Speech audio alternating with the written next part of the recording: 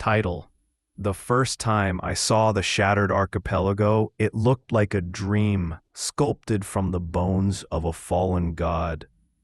Dozens of islands, some no larger than market squares, others vast enough to cradle whole forests, floated in a cobalt sky, tethered by invisible gravities. Beneath them yawned the abyss, a churning sea of clouds and light that pulsed like the slow breath of the world itself.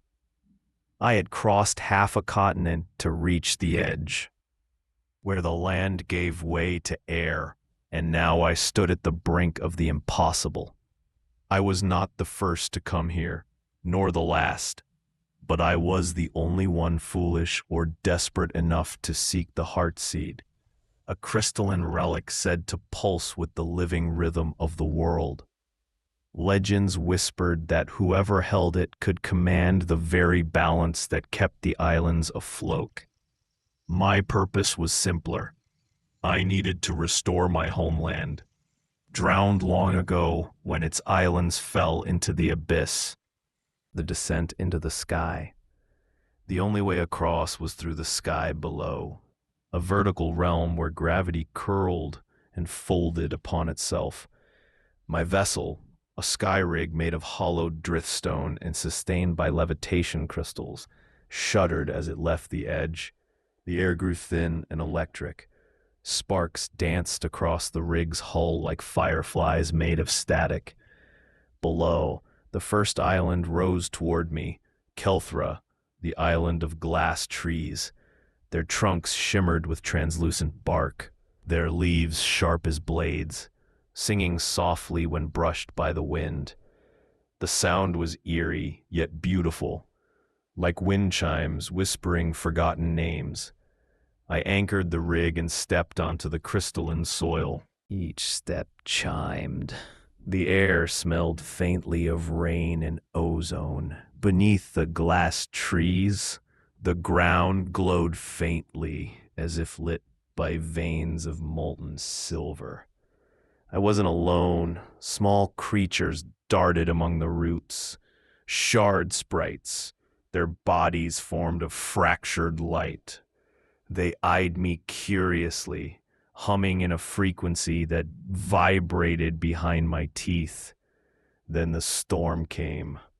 Kelthra's storms were not of rain, but of reflected light. Sudden bursts of mirrored brilliance that fractured the air into shards. The shards could slice through wood, metal, even flesh. I took shelter beneath a crystal overhang as the storm shrieked through the island. When it passed, I found the shard sprites gathered around me. They had shielded me with their luminous bodies. One, larger than the rest, pulsed with a deep violet hue and hovered before me. It sang a single tone, low, resonant. The Sea of Winds. Days later, the sky rig carried me through a corridor of perpetual gales known as the Sea of Winds. Here, invisible currents roared like living beasts, bending light into serpentine ribbons. The sky was streaked with floating reefs of coral-colored vapor, each emitting a faint bioluminescence. I saw creatures gliding between them, wingless air whales, drifting leviathans with glowing runes etched into their hides. Their songs vibrated through the sky rig's hull, ancient and mournful. The winds battered my vessel, threatening to tear it apart. I used violet shard as a focus. It glowed in my palm, resonating with the storm, calming its rhythm. It was as if the shard remembered the world's true heartbeat. Using it, I guided the rig through the chaos, following the pulse of the air itself until I emerged into calm skies. Below me, a massive island rose, Vareth, the city of wings. Vareth! The people of Vareth were sky-near, born with sails of skin stretched between their arms. gliding from tower to tower like living kites. Their city was a lattice work of stone bridges and wind turbines suspended by enormous levitation stones that hummed in harmonic resonance. When I landed, they greeted me with songs carried on the breeze, each note a greeting, each harmony an introduction. I was led to their leader, High Glider Nere, a tall woman with translucent sails that caught the sunlight like glass. She listened as I explained my quest, then smiled sadly. "The heart seed is not a treasure," she said, her voice like rustling silk. "It is a burden. Those who seek to command the balance must become part of it. Are you willing to lose yourself to save your land?" I said yes. The word felt heavier than I expected. Nare gifted me a wind compass, a device that spun not by magnetic pull, but by attunement to intention. It would guide me to the heart seed, if my purpose was true. The abyss bloom. Following the compass, I descended deeper into the sky below. The light dimmed, and a faint golden mist filled the air. I reached the abyss bloom, the lowest of the floating lands, a massive flower-shaped island whose petals curled around a radiant core. The surface was carpeted with soft moss that glowed underfoot, and the air pulsed with rhythmic energy, like a heartbeat. But the island was not still. From the glowing moss rose shapes, echo forms, phantoms born from memory and desire.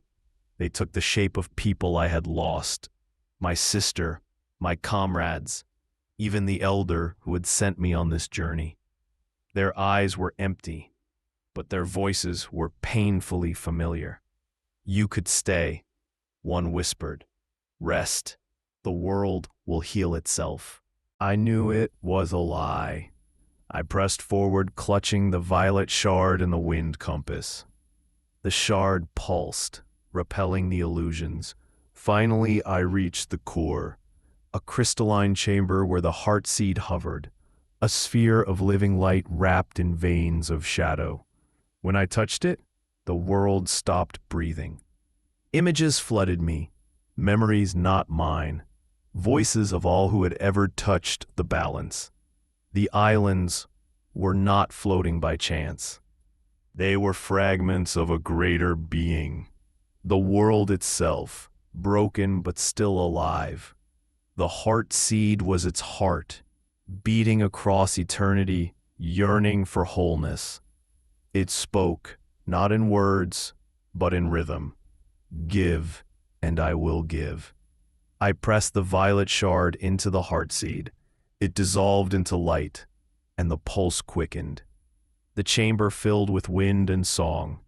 I felt myself unravel, my thoughts stretching thin, merging with the rhythm of the islands. Then, mercifully, darkness. Epilogue. The sky remade. When I awoke, I was back at the edge. The horizon shimmered with light.